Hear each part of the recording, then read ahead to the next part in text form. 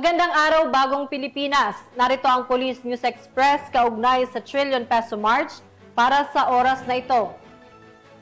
Naka-full alert ang PNP Central Visayas bilang paghahanda sa anti-corruption rally alinsunod sa direktiba ng Acting Chief PNP na tiyaking mapangalagaan ang kaayusan at kaligtasan ng mga lalahok sa legal na pagtitipon. Patuloy ang kapulisan sa pagbibigay seguridad habang iginagalang ang karapatang magpahayag ng saloobin. Yan ang balitang tinutukan ni Patrolwoman Judith Nicanor.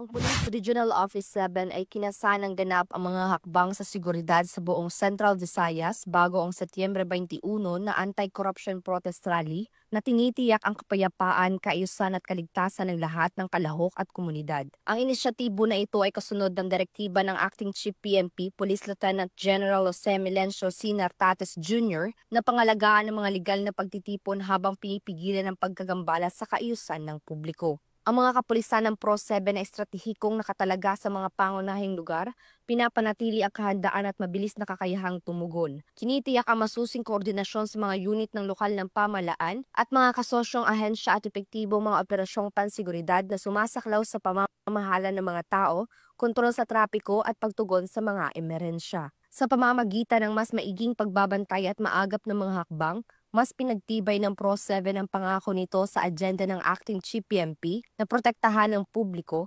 pagpapanatili ng kaayusan at pagbibigay daan sa mga aktibidad na magpatuloy ng ligtas sa buong rehiyon. Mula dito sa Central Visayas, ako ang inyong Police News Network Correspondent, Patrolwoman Judith Nicanor, alagad na batas, tagataguyod ng Balitang Pulis.